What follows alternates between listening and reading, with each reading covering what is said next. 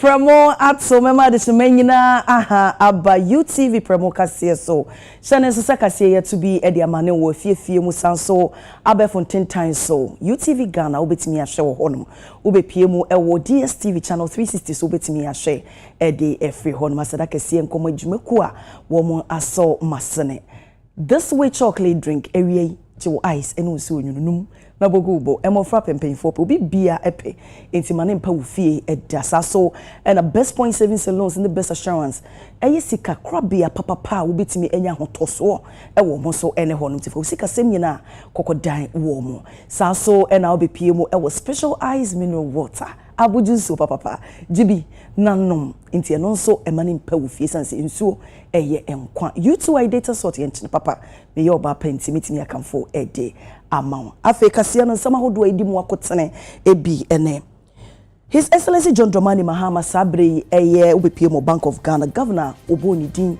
eyi no no wahye amana so afne mo eswan eta so an appointment committee omo atena ase Sabre omampanyini eye asofo abedi ekira wabobo wo mo din no omuguso a edi wo mo dwumede ho nsem nyina ebeba abedawo saso omampanyini abedi echi Her Excellency Jane, Professor Jane Nana Opoku Ajimai and the Council of State Asia no say womo emwe juma no mo hu bibi womo anka na womo dane ntene aban se de be yamfo so be fi womo so aba no Ghana manyina ebeso womo eso saso na eye Mrs. Joyce Gifty Ochre ono eye principal obepie mu e okokofu nursing and midwifery training college wodi afutu akodi ama wo munyina se apomudia so eye nurses omo ho wo mo adwuma no mo nti wo mo hu fi niam ense emfata aegu wo mo adwuma no animu ase no omo twe wo mo ho efi wo mo adwuma no my Ghana so entimi enya wo mo eso emfaso Midday abena cheibuachi we ene nsema hudu eka ho na eyi mede ba besombo afi kase no enchiremu His Excellency John Dramani Mahama sabi wabo asofo abedi ekira sabi eji omutuma omobekọ akwakodi omujuma omakopie mu ewa appointment committee omatena se omototo wo ano na sabi opanyina wotie dwoma yetoto na no eye Clement Apak honorable wono eko as deputy education minister na sabri nkomochechwe na nasa na nototo no ekoye na ye ho ne enko na katine hwe sede appointment committee yetoto na no sifa occasion by prolonged drought and devastating bushfires that swept across the entire Savannah woodland. At the time, it was secondary school that suffered the most. We didn't have food to eat. Two key players played a beautiful role in getting us to where we are today. Internal and external. The external includes the Bretton Woods folks, but the internal chaps were the parent-teacher associations. They mobilized food, they went to farms, they came together and did everything as we scavenged through and gleaned through nearby farms to get food. Now, these associations, you and I know, are virtually absent and non-existent. I read from the papers, your will-be boss has said there will be reintroduction of it. Tell us what those plans are in getting back PTAs to the former glory.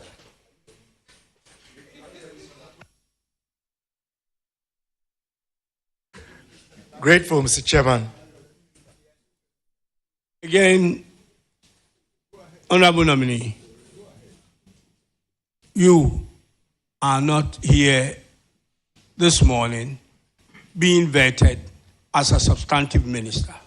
You are going to your ministry as a deputy minister designate if this committee approves your nomination. So please be guided. I'm guided, Honorable Chair. I would expect to follow the lead of my minister when given approval. I'm grateful.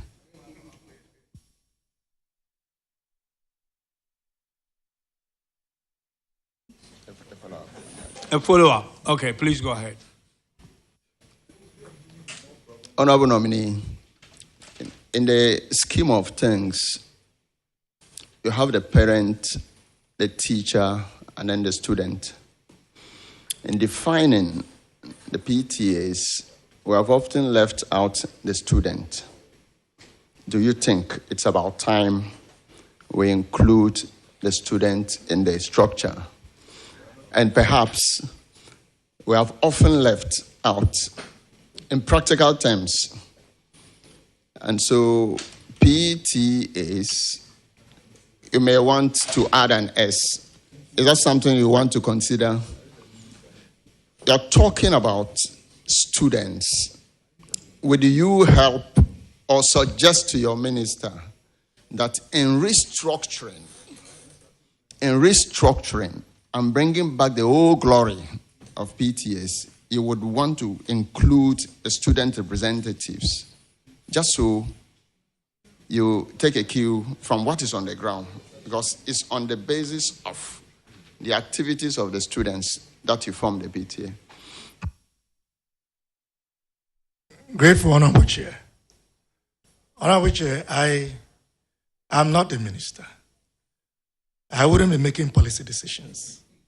Should the minister decide that this proposition is worthy of consideration and seeks my input, I will proffer my opinion. I'm most grateful. Dan, or you going to ask more questions? Yeah. Okay, please go ahead. Honorable nominee, let's do WAEC, the West African Examinations Council. A few months ago, WAEC held the whole country to ransom. Indeed, they nearly disrupted the university calendar. What did they do? They failed and or refused to release the results of senior high students. Now, WAEC has played a critical role over the past decades. But for some reason, do you think that it's about time we introduce competition? WAEC had played a monopoly role over the years. Of course, we will learn that it was a blame game at the end of the day. Either government did not pay, WAEC did not do this, whatever it was. I mean, the monopolistic tendency of WAEC is only last week that the High Court ordered that WAEC releases 10,000 results of 10,000 students because there was no justification in withholding those results. Clearly, WAEC is taking the entire country to ransom. Do you think it's about time you will suggest to your minister that we introduce competition to the examination body?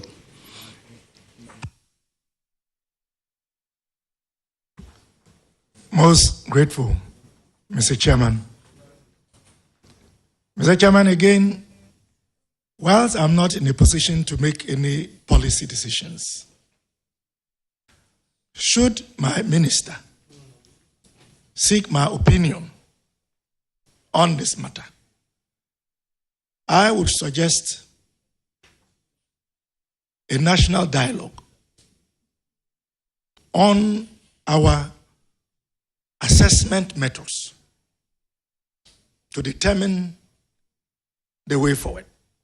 I believe such a dialogue would perhaps inform us as a nation as to the factors precipitating the conditions that the honorable member has stated, so that we can find a solution. As a member of Parliament on the Education Committee, I have filed motions, at least in the 8th Parliament.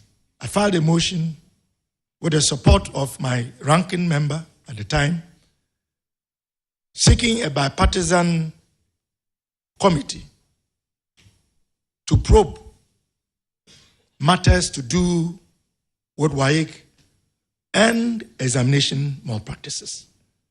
I think it is a challenge that requires serious national attention. But for now, I can only support my minister based on whatever policy direction he decides is best to address this worrying issue. I'm grateful.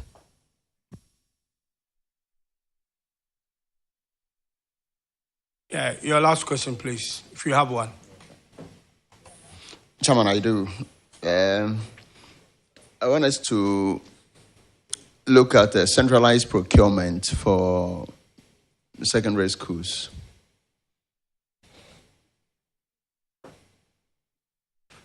The case of procuring either food or items for secondary schools for the past few years has been quite centralized. And that has brought about untold delays. In terms of food, they will have to wait for many weeks, days before they receive wherever it's coming from. Would you suggest to your minister, if given the opportunity, that in order to work well and operationalize the secondary school system, procurement should be decentralized at the schools level or at the district level, just so there will be ease of transaction, delays will be curtailed, and smoothness of academic calendar will move on. Thank you. Grateful, Honorable Chair. And as far as decentralizing procurement would inure to our collective benefit, I wouldn't have a challenge suggesting to my minister to consider that option for the reasons that the honorable member has enumerated. I'm grateful. On this note, Chairman, let me wish the nominee the very best in his new role. I know he will do well in the new role. I wish you all the best.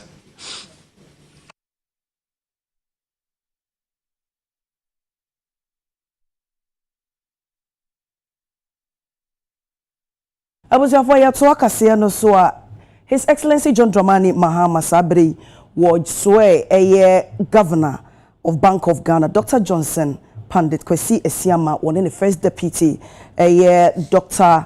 Zakaria Mumuni, wo Jubilee House in Sabi Yedaya Mwakoni, who said Jumediani Siko. To this effect, the choice of Dr. Esiama and Dr. Mumuni as Governor and Deputy Governor, respectively, is a deliberate affirmation of our unshakable commitment to professionalism, integrity, and proven competence as the sole criteria for appointment to high office. A distinguished economist with a PhD from the University of Southampton, Dr. Esiama's ascent to this office has been a natural progression from his long and dedicated service to the central bank, with over 2 decades at that institution, rising through the ranks from banking supervision and financial markets to leading research and policy implementation. He has played a pivotal role in shaping Ghana's monetary policy and our effort for financial stability. As Deputy Governor, he was instrumental in controlling inflation, helping to stabilize the currency, and strengthening regulatory oversight. His deep expertise in banking supervision, risk management, and digital finance positions him as the right leader of the bank at this time. Ghana's financial sector is in crisis, and the task ahead demands experience, foresight, and decisive leadership. With Dr. Esiama heading the Bank of Ghana, I am confident that we will rebuild trust in the institution, will restore stability, and put our economy back on a path of sustained growth. I entrust him with this responsibility, knowing that he will serve with diligence and excellence. Dr. Mumune's appointment is a recognition of his exceptional expertise and distinguished service in banking, financial markets, and economic policy. He also has over 2 decades of experience at the Bank of Ghana, playing vital roles in shaping monetary policy and strengthening financial stability. His academic credentials include a PhD from the University of Nottingham and a Master of Philosophy from the University of Ghana, and reflect his deep understanding of the complexities of our economy. As First Deputy Governor, he'll be a key pillar in supporting Governor Isiama to implement sound policies, reinforce regulatory oversight, and navigate the difficult challenges ahead of us. His experience and analytical rigor will be crucial in ensuring that the bank remains steadfast in its mandate to maintain price stability, safeguard the financial sector, and drive sustainable growth. Yet also sabre ye call mampanyini abedi echiri Her Excellency Professor Nana Jeno Poku Ajimai na kache na sabre wone Council of State abejoku ni nyina ehia ne ho ene ode tu omonim se omomo omohommodin ema omofutu omutuo no enye se ubetimi abu akonta efutuo ama omampanyini so ade hunu se wo reset Ghana agenda na etimi abem omampanya bedi echiri assign to dwabio se bano eya Council of State omudwumedi omudie no eyade ehu hia yie pa enti omomodin se empempe so omo bibi na se enkoyi a wo mo bebo aban na so beti aban na so na wo maye nhyehyɛ yese de beye aban na ni so ade hu na ebe koso no nyina so ejiomo so because omofutu omode ma no ebe boa amahunu mu fan pepepeyo ene mpuntuo so etimi aba wodi nsemi etudwe bre di kan a woni Council of State fo hia ye se de beye omudwumedi omubedi omubehu nani so anamontu omubetu eye Enra George fo bosom ye toso aduonu enan ewo Peduase Lodge eno ne wo mu ehia ye afeso wo sensi so se omudwumedi omudie no so omukeka wo mu ho na eba no wano so a ebeboa ma tirimu Paul manfo bi no mo wo se we mekro mo ma medi dwuma bia no ebetimi eyi efri ehonom.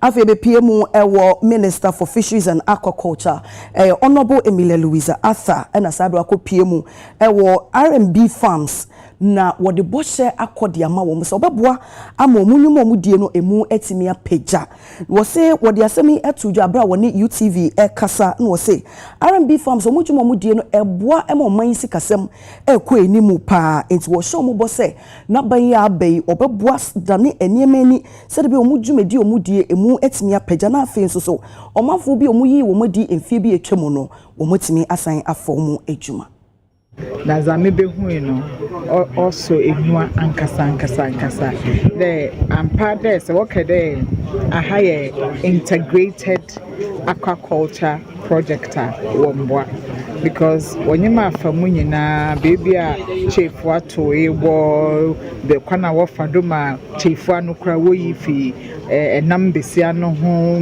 baby a wode kogu ma onyin asana baby a osba sanda kobiom ezibana wode manam no ho awoye honade wa hade adwuma ne ye serious adwuma. And as Minister for Fisheries and Aquaculture, no, and among be a metu be an Amazabwa R&B Farms, my waiting some most why a cry may Hano, I baby in Yama Bibri Akodo for a very long time. Now, the Menyaman or the young Yeshe, most my young yes in the young Webuya. Nyama will be 50 years ago, no, or the years so yetum now, no, even better. And in the 4 years, no, by the time of 4 years, person as member of Parliament for Gomua Central, will be a ratio now. Obonhu there, your future, lay a very good foundation of the constituency in Bokone. And the reset agenda is to ensure that there is employment for everybody, not a selected few. Because of Enyama or the Mejumaku Onya na Onyano, we are very sure that Onunti na His Excellency John Mahama way to minister the Omraha Nomboshe. na hwe ma obutuma ba ya obutuma edwuma no mu kena na mbabunu na Gumwa Central for in general no ho enya edwuma ye your party be R&B a business people yeah ye to en ho esiwo na ya set up this beautiful facility amobabo hu yin R&B obiara ankwankru biara ana mayamani biara ana so oku bia wa tunu ho esiwo de ono na ne fapem ne se obeye we obepa adwuma mambabu nu ne yenwe woko nyame adom aban ba ko na oba akoye no ayi ofren me ye adwuma ma no yankopon adom ende minute nso wa aba ha mara me ugye we memfo campaign platform biara da me ye businessman sisi ayi honorable ayi Emiliata aba ono so adwuma we ya R&B ye mfaso wo ho ebobo mbabu nu ode mebebu so wasen na ya hwe kwan ya befaso ya bo mbabu eno na R&B ne fapem osido no. Our vision that we planned about 5 years ago was to create 10 billion jobs for the youth. And if our vision comes true, as Ghana is actually going to have. The problem is we started having the vision of the water bodies in 2013, making sure that the water body is clean. The only way the water body is clean is those guys are Gamsey site. In that case, R&B, that's why we did these facilities. But from A to Z, making a feed mill, training a water facility. If we are just going to sell our food, we don't need to build this water facility. We have beyond that the job creation, that the vision for R&B. Japan International Corporation Agency Trinity Akanijai Kano Sabre womo ada dwumedie bi edi na se wo bepie mu e wotama motorway interchange na Sabre wo madane edi amaban omawie kura o madane di aman no chemu se eye the longest tunnel underpass interchange e wo sa mantemu e honomo na eye director ema Japan International Corporation Agency madam Momoko Suzuki e na Sabre wa kesi so se hu behia pa se wo mu agency na ebeboa eye Ghana ban. So we have already handed over. So all the basically all the maintenance is belong to the GHA, and I wish very good maintenance. GHA will carry it out. We will come back probably after 1 year. We will investigate, and some, if any special defect, we will tackle with all the defects as soon as possible. Yeah, quite say yeah, in fear 20 years, and a bit me a dinako. Name a bit me ache abrosa. But nina bejina kwan a yefa so ye hwe kwan no sebio efa ne drainage ewo ho no se ye hwe se de be ya enwura ne niema amekem na ye ba bridge no nso be a joint wo no ye be check ho se e bia north bi ho no elusu a na o ma ye den o ma tate no yiye na ya ma o musa nimdie we nyina se de be ya o metimi ayeden ahwe ho na ankosai ansan ya beka se ye be abesiesi but minim se na ye wagidie se ekwan ye de technology na ye use de ye no ebe ma na che yie pa still na ye use ye no eno de ne lifespan enam se ye de mfidie sununko bi na ye ento eno betimi adi be 70 years and above ehun hia se said the Ankauba painting who de biano and no in Manasa. The phase 1, that one we can boost that is the longest tunnel in Ghana and also in West Africa. 190-meter long tunnel in a single pole in a project. And then also the steel structure which we have adopted is also the first in Ghana and also, if I believe, in West Africa, the Expo 70 is a Japan adopted steel which we are using here in Ghana. And the contractor did a very good job. All of them were imported from Japan, and then we have used them here at site. This year, the more and the first and they drew an ebre, to be a crown a rider or so. But here, see the Musia on their boy pa. Say about being maybe a oko, so question my own may be a oko. Uko and Bosso may be a oko. Uko dancer soon may be a oko. Here, they say the Musia Kwana pa. So there must pass the Maya Mano. Ayapa. They said, I will be an Amquanaso, I'm through on phone, problem be out. I'm far in Nema, every harbor, Tema harbor. Where they are the same better many say, Amumba Modin, no Mundi GH, any marriage in Shishayaso. Efa overhead structure bi a ɛwɔ kwan so no GH ne MRH ahyehyɛ sɛ ɛni sɛ adekoro no ɛboro 4.5 meter ana 5 meters yɛn hanom no yɛn use 4.5 meters na GH any police nso edi nkitaho paa sɛ obi biara ɔbɛhyehyɛ ne nneɛma aboro so sɛnea ɛbɛyɛ a ɔbɛpem bridge no ho biribi anaasɛ overhead structure bi a ya provide wɔ ha no mmra ani ne bɛdi isi ade ɔbɛhu sɛ ɛyɛ kakra kyɛ first one no because first one no kora bo no traffic no ɛyɛ wɛ na accident sisi wa ba si ade ɛyɛ paa de ɛkwan no deɛ ɔmo wie deɛ isi sɛ deɛ ayɛ kama isi deɛ traffic na ɛwɔ ha nyinaa nhyɛ da ni ha saa bi mu ama foforɔ aba nso ɔno nso aba yi ɔno nso so amra mɛyɛ ebi ma yɛ na tam bia yɛ adɔfoɔ no hyɛ so yɛ ho han kakra na yɛ brɛ paa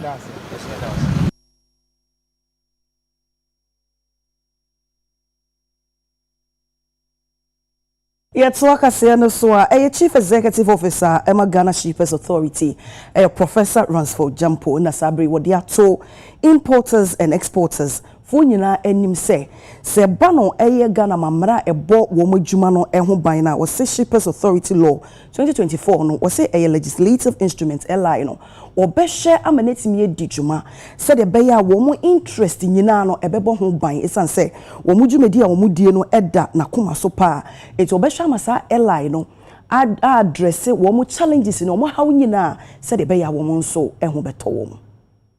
Importers and Exporters Association for they paid a courtesy call on me and then omaba ebichia me fefefe omaba enso no omo de omo hia asem atu yenim a yibe bobo kakra ene se tua wo duty no bi biewie mbehwe na yesi tua we eya na ama the cost e car nipa bo bra pese oye business no ya na cost so ntiame omo bebre omo abasem kura eya ebu ibinum so kura bontrene se anhwa daachi omo be fi Ghana ha akoye on business wo nkofo foforo aman so nasefo enti omo de ato yenim na yenso ye ne mpanimfo a wo stake amo industry no ebe bonkomo edi nkitaho die se ne be ya omo to yenim a efa ekatwitwi die a ebeda mo so wo mbra mo ye importer na mo export no ye behwe na saa aka no yatetete so emi se ye nyina agitum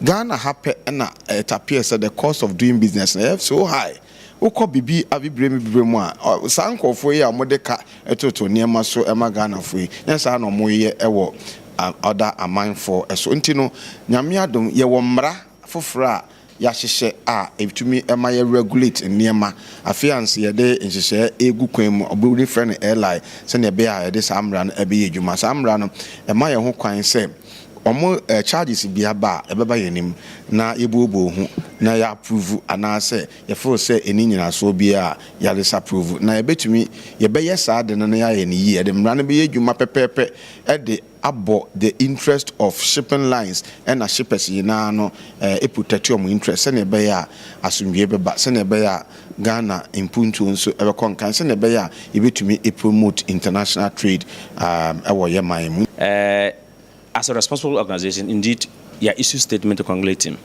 But I say you to an ambaha, but you have say I am ba or resume juma. The young catcher say, yet holding a bibia, bebuano, and authority no muntimi jumano. Whilst we use the opportunity to also highlight it, some of the critical issues are, GD say, new act now, on the Maya in 2024, no. Say, this is the time to implement it to its fullest. We are very much aware, say, the LI.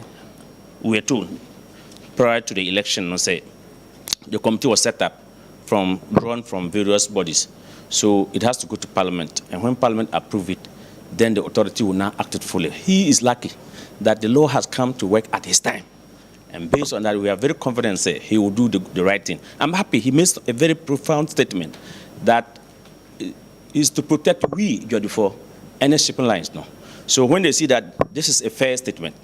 He's not going to say that because whatever importers come to say, he's rushing to say, where are you? Come, I'm going to cut your head off.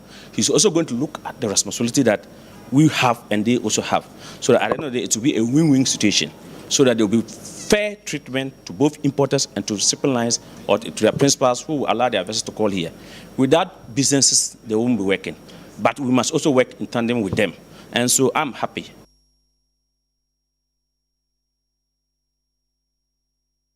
Yet work as a National Union of Ghana Students Association and I say Ghana students NUCS eternity a kind of NUCS no sabre wo mo se wo mo ye kira nkomo eto mo gu montene so aye de tia West African Examination Council WAEC no sabre wo matwen asensen no mo se dwumade ekoso wabra Director General of Ghana Education Service ene WAEC fo empanyimfo ene NUCS fo yi etnase na omusi gina yes abre WAEC fo agi ato mo se adisuafo a womo ekwocho mo so ya no mo se womo asom womo release na sabre womo se obenembo so me de yanim ya ne de edikan no womo begemu ede ama womo eno na NUCS fo ede kwa be fontentan so yomo Facebook wo ho ena omo de ko to adjacent eno nti ne nam so ama sabre womo ye kire no omo atwen asensen na womo hye adisuafo womo ka ye nyina ebo se womo ni di WAEC fo achi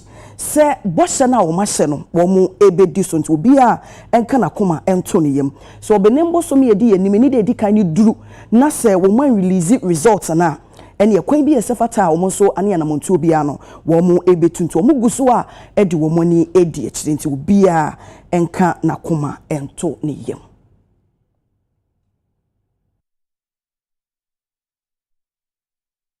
sabe Professor Samuel Kaba Koyiri Director General Ghana Health Service and our day atu jabra okonhyiemu a no ma to ni den healthcare seminar aye apomuden aso ye no bi wo mo health communities of West African Association for na eboaboa no ne ho na opanyini edi to dwa se eba no AI na ababeka ye hu enunti apomuden asofo enti suso no mo modin se wo mo de be ye wo makade used said ya be boa amomu dwumadi omudie no akwa enimu sene se omu be ye free honom edi bi fufuro ashanan.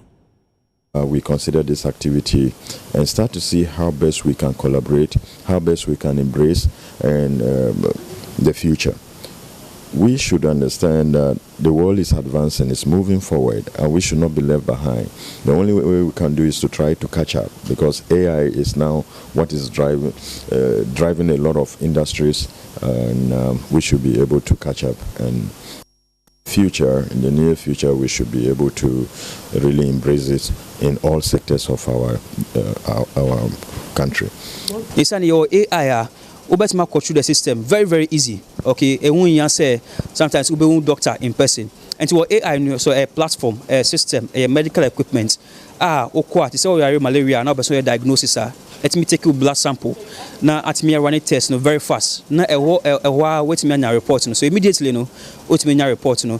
So yeah way now it me address the gap and I say inefficiency of the medical doctors. One say sometimes with the medical doctors, no proportion, no, very low.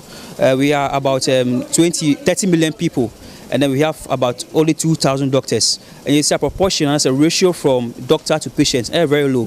And he say the way back about the closest gap, no. Now it to me enya more and faster, easier diagnosis. Our Ghana. And the robots here so yet to me at the year operation na a year.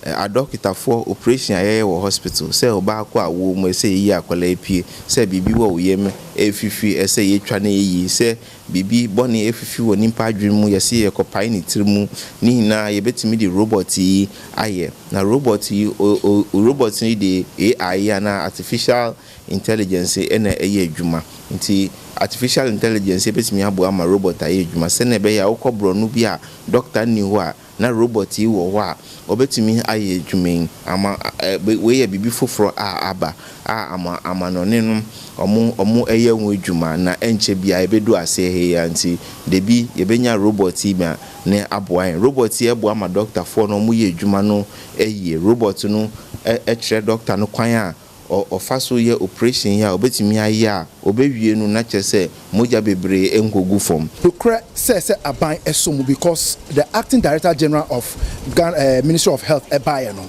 obomo so aba yie se ade a aban pese odi enim na ye nyina yetimi ensomu na efembre wie pa se etwe na e wose ye de wo ba ho na doctors ankasa hwewa nti AI na ade e bebo e wo kwan so bebre e be ma to say ukohun doctor krana ye prescribe se collab na ko ye moja ye ko check moja mu na scan bia results ni bibia no be faster doctor kra to meet na ha na wa forward the results to another doctor emom kra uko maybe different country company na yare na ye hia o details bia with AI ni bibia mpo ye to me the send na bibia ye easy nti AI ni de eye panze wo se ye nyina ye to me kan ye hu bom na ye to me build a system a ebe boy ye nyina ye to me use because the future.